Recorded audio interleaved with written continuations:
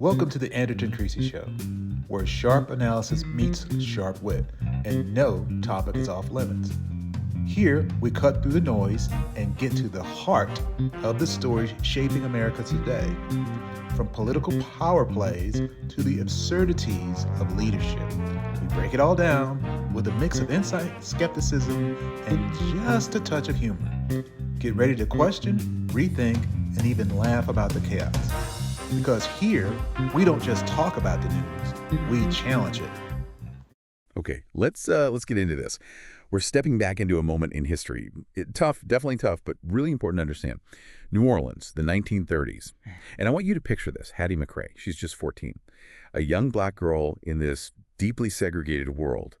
And vulnerability. It wasn't just, a risk. It was baked into the system she was living in. Her death, tragically, wasn't just this awful personal loss.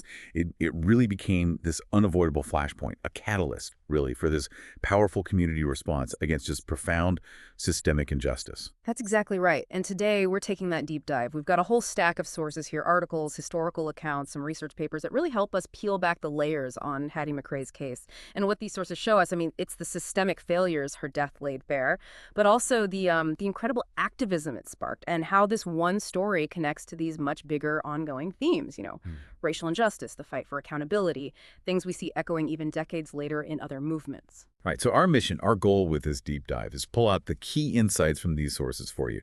We want to get at what they tell us about vulnerability, about a legal system that was, frankly, deeply biased, and critically, the absolutely essential role community plays in demanding something as basic as justice. Because this isn't just looking backward, is it? This story, the way the sources present it, it shines a light on struggles that are still going on and the real power of people coming together, collective action, themes that really hit home when we think about building stronger communities now. Absolutely. So let's start with Hattie McCray herself. The sources give us a clear and, painful picture.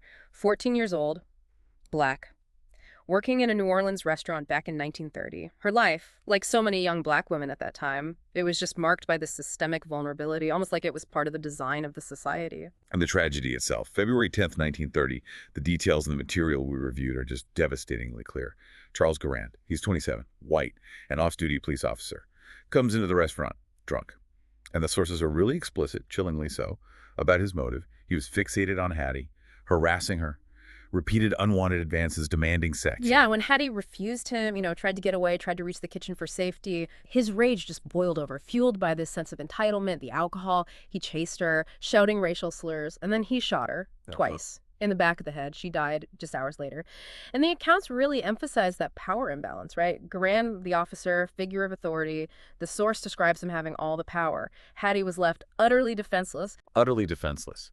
And this case, as the sources point out, it just rips the cover off a brutal reality of the Jim Crow South, how young black women were so vulnerable. They were often adultified, seen by white men as, quote, available, stripped of their childhood, their safety. Within that system, their lives were just considered disposable, unprotected, by the very institutions supposed to protect people. And the scale of that failure to protect, it's laid bare by the statistic in the research that's just, it's staggering. Between 1920 and 1945, right there in Orleans Parish, grand juries refused to indict police officers in 95% of homicide cases involving black victims. 95%. And often the DA would just drop the cases before they even got that far. Hattie McCray's case, tragically, was this incredibly rare exception that actually went to trial, which just underscores how deeply ingrained the system's refusal to seek justice for black lives really was, especially those taken by police. Wow. So unprotected in life. And then the legal aftermath. The sources frame this section as a rare verdict, but not justice. Guerand gets arrested. Claims self-defense, says Hattie had a knife. Predictable, maybe? Predictable, yes, but the material is clear. No knife was found. Not on her, not at the scene.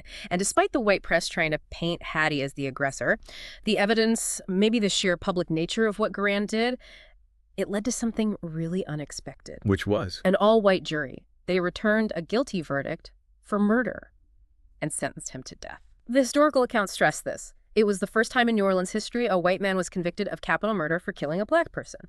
So on the surface, you might think, okay, finally, some justice. But this is where the analysis in our sources gets really, really interesting, maybe even counterintuitive. They argue, quite forcefully actually, that this conviction, it wasn't really about valuing Hattie's life or achieving justice for her. Not primarily, anyway. That's fascinating. So the argument is it was more about Guerand upsetting the apple cart, disrupting the racial order. Exactly. He'd gone too far, committing this violence so publicly in front of other white people. It exposed the disorder in a system that needed this facade of control. So the sources, they framed the trial less as a genuine effort for Hattie and more as a way to, quote, protects the image of white authority. To preserve the system that devalues black lives, just maybe put a more respectable face on it. The verdict, seen this way, was about disciplining white failure. Punishing Guerand not so much for the killing itself, but for making the system look bad, for threatening its stability with his recklessness. And the sources are very clear about how even this verdict, however historic it seemed, was just systematically chipped away afterward. Yeah. Guerand's lawyer appealed, then this lunacy commission gets involved, and alarmingly, it included someone known to be an ally of the police. They declared Guerand insane. So that sends him to an asylum, right? Gets him off death row. Precisely. And then years later, he's declared competent again, released. But instead of facing that murder conviction, in 1937, they let him plead guilty to manslaughter, a much lesser charge. He gets a minimal sentence, and then he's out, released in 1940. So just gone, free. Yeah. One source flat out calls the whole thing justice mocked, makes it crystal clear. Hattie McCray ultimately did not get justice. Despite that initial singular guilty verdict, the material also notes as a final sort of tragic detail that Guerand died by suicide in 1941. So the system failed her in life, failed to protect her, and then utterly failed to deliver any real justice after her death. Allowed her killer to basically walk free. But, and this is crucial, what the sources also really bring to the forefront, what's so powerful here, is the community's response. Yes. This is where the story shifts. It becomes about agency, about resilience, collective action. Hattie's death didn't happen in a vacuum. It sparked this huge outrage in the Black community in New Orleans. They just refused to let her story and the injustice of it all vanish into that silence that usually swallowed these kinds of tragedies back then. And this outrage wasn't just, unfocused anger. It quickly organized, didn't it, into this really strategic coalition. 3 key African-American organizations. That's right. You had the New Orleans branch of the NAACP. You had the Federation of Civic Leagues. And the Louisiana Weekly, which was a very influential Black newspaper. They came together. And what did they do, working together like that? Their actions were, well, concrete, organized, and they had real impact. They weren't just shouting into the wind. They demanded accountability, using every channel they could, including the legal system itself. They started a fundraiser, the McCray Fund, got donations from hundreds of people from all sorts of backgrounds, showed real broad community buy-in, and crucially, they hired a special prosecutor, Charles Lusenberg Sr., a respected Black attorney, to help with the prosecution, to try to inject some independent advocacy into this obviously biased system. That collective effort, the sources say it signaled that this case mattered, that Hattie mattered, and that the community would not be silent. Just a powerful statement, asserting dignity where the system denied it. And the research shows how strategic they were in framing the fight, too. They held public meetings. They used Hattie's case specifically to talk about the vulnerability of Black women and girls. Sexual violence from white men, yes, but also to police brutality, to the whole unjust system, and the language they used. Emphasizing the need to protect Black womanhood, calling on Black men to protect Black women's virtue, it shows how they mobilized that community support and shaped the narrative around this critical, often ignored dimension of racial violence. It really stands out, doesn't it, as this early, incredibly powerful example of community solidarity, an organized response to racial violence, insisting on the value, the dignity of Black girls' lives, when the whole system was geared towards erasing it. Which brings us to the legacy, the legacy of Hattie McCray's story and how it connects to things that came later. Within the Black community, Hattie became more than a victim. She became this potent symbol. Yeah, the sources describe that, how she became a symbol of Black womanhood in need of protection, how there were poems written, public memorials, portraying her as this sterling young woman who fought for her virtue and died for the same. It was the community's way of honoring her struggle, trying to reclaim her story maybe from the brutality and the dismissal. And her story, tragically, just resonates so deeply with later activism, later movements. Her death really exposed that vicious intersection of gendered violence and racial violence under Jim Crow, especially violence by law enforcement. The sources explicitly connect her story to the kind of police violence against Black women that, decades later, the #SayHerName campaign would work to bring to light. Right. And the material explains, that hashtag Say Her Name campaign's goal is specifically to raise awareness for Black women who are victims of police violence, anti-Black violence, because their stories often get overlooked, right? Erased from the main narrative, which is historically focused more on male victims. Hattie's story, almost a century earlier, is just such a stark illustration of that pattern. Black women's experiences with state violence being made invisible. I'm thinking even broader about the fight against systemic racism. The sources also bring up the We Charge Genocide petition, filed with the UN back in 1951 by the Civil Rights Congress. That petition basically accused the U.S. government of genocide against Black Americans, pointing to systemic violence, killings by police, lynchings, all of it as evidence. And did the UN act on it? While no formal action was taken by the UN, no. But the sources point out that the petition did succeed in raising international awareness.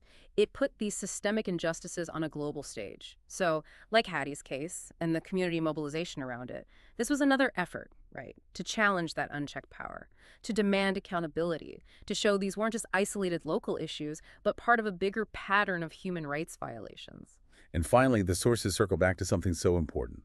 The reminder that Hattie McCray wasn't just a symbol. No matter how powerful that symbolism became, she was a person, a daughter, a sister, a child who loved and was loved. Her story is this painful testament to likely countless other unnamed Black girls who suffered similar fates, often in total silence back then. Exactly. But it's also this incredibly powerful, enduring testament to the resilience, the sheer determination of communities who refused to be silenced, who organized, who fought back, who insisted on the value and dignity of Black lives, even when facing this overwhelming systemic power working against them. Okay, so let's just quickly recap this deep dive then. We've gone through the devastating injustice Hattie McCray experienced, the profound failures of the legal system in her time to deliver justice.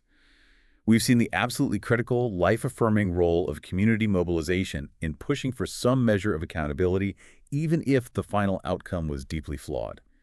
And we've touched on how her story echoes so powerfully in ongoing struggles for justice, in movements like hashtag Say Her Name decades later. Yeah, the sources we've looked at today, they consistently show you, don't they, the incredible necessary power of that community support, of collective action when you're up against these massive systemic hurdles.